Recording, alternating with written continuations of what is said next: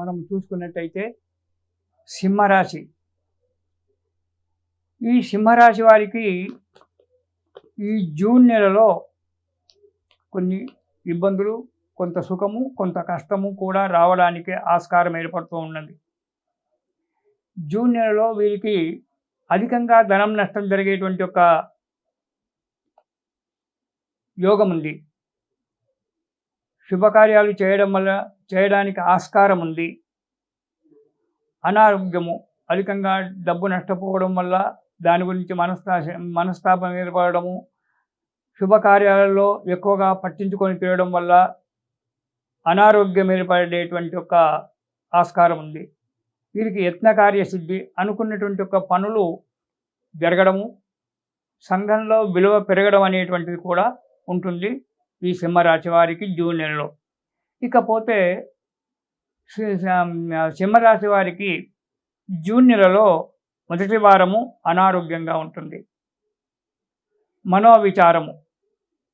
విచారంతో ఉంటారు. ఏదో అనుకోని యొక్క కష్టం వచ్చి దానివల్ల మనోవిచారం ఏర్పడుతూ ఉంటుంది. తరచూ ప్రయాణాలు చేయడం జరుగుతూ ఉంటుంది. ఎంత మీరు చేయకుండా ఊరుకుందాము అనేటువంటి ఒక ఆలోచనలో ఉన్నప్పటికైనా కానీ తరచూ ప్రయాణాలు చేయడం అనేటువంటిది జరుగుతూ ఉంటుంది. కొన్ని కార్యాలు చెడిపోవడం కూడా జరుగుతూ ఉంటుంది. కొంతవరకు కార్యాన్ని ముందుకు లాక్కొచ్చి పెట్టిన తర్వాత కూడా ఆ కార్యము చెడిపోయి దానివల్ల మనస్తాపం కలిగేటువంటి ఒక యోగం ఉంది జూన్ నెలలో సింహరాశి వారికి మొదటి వారంలో. ఇక రెండవ వారాన్ని కనుక చూసినట్టయితే రెండవ వారంలో కూడా జూన్ నెలలో అనారోగ్యం ఏర్పడుతూ ఉంటుంది.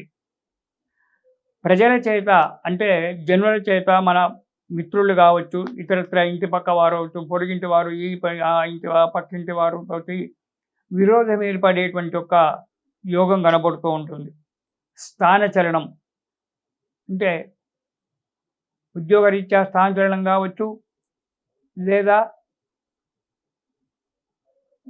రెంటులో ఉన్నటువంటి వాళ్ళైతే ఆ ఇల్లు మార్చి ఇంకో ఇంటికి ఏర్పడము, ఇదంతా కూడా స్థానచలనం అనేటువంటిది ఏర్పడడానికి ఆస్కారం ఉంది. బంధువుల చేత దూషింపబడడం అనేటువంటిది ఉంటుంది. బంధుజనులు మెచ్చుకోకపోవడం గాక ఎప్పుడు దూషించడం ఉంటుంది. ఎప్పుడు కూడా భయంగానే కాలం గడపవలసి వస్తుంటుంది. ఎప్పుడు ఎవరు దూషిస్తారో, ఏ పొరుగువారు, మీరు ఏమి చేయకున్నా సరే పొరుగువారి చేత పోటాటలు జరగడానికి ఆస్కారం ఉంది. చిన్న తప్పును తీసుకొని పెద్దగా చేయడము, పోలీస్ స్టేషన్ల వరకు వెళ్ళడము, ఇలాంటివి జరగడానికి ఆస్కారం ఉంది. కాబట్టి ఎప్పుడు వీరు కర్కాటక రాశి వారు భయంగానే కాలం గడుపుతూ ఉండాల్సి వస్తుంది, ఉంటారు కూడా రెండవ వారంలో. ఇక మూడవ వారానికి వచ్చినట్టయితే వృధా ప్రయాణాలు. ఎందుకు చేస్తున్నారో ప్రయాణాలు, ఎందుకు డబ్బు ఖర్చు పెడుతున్నారో తెలియకుండా వృధా ప్రయాణాలు చేసి ధన నష్టం చేసుకోవడం, 10 మంది చేత మాటలు పడడం కూడా జరుగుతూ ఉంటుంది. ధనధాన్యాలు నష్టం జరుగుతూ ఉంటుంది. ఒకవేళ వ్యవసాయదారులైతే ధాన్య నష్టము, పశు నష్టము, ధన నష్టము, ఇవి కూడా జరగడానికి ఆస్కారం ఉంది. కాబట్టి తగు జాగ్రత్తగా ఉండాలి సింహరాశి వారు మూడవ వారంలో.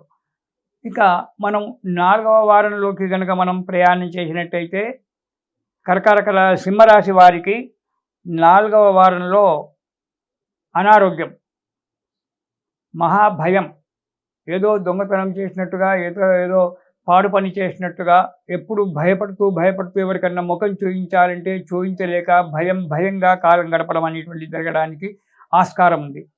ధన నష్టం ఏర్పడుతూ ఉంటుంది.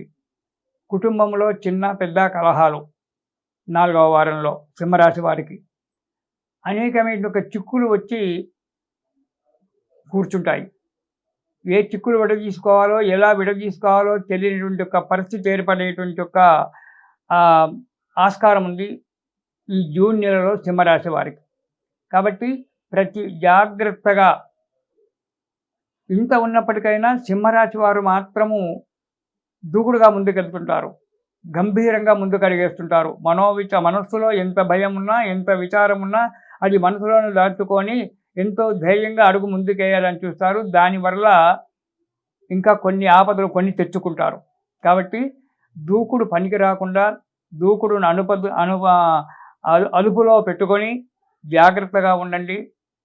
మీరు ప్రతిరోజు కూడా కాలభైరవాష్టకము అనేటువంటి దాన్ని ప్రతిరోజు కూడా కాలభైరవాష్టకం చదవండి. ఆ కాలభైరవుడు మిమ్మలను, ఈ సింహరాశి వారిని సదా కాపాడుతూ ఆయురారోగ్యాలు ఇస్తూ ఉంటాడు. ఇది శుభం.